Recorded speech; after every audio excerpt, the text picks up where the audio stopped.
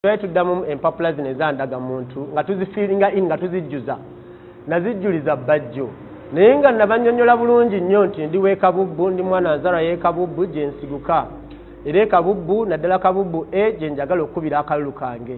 Abakulu bano bagenda okufulumya empapula zino baafulumya ate bantadde bajjo.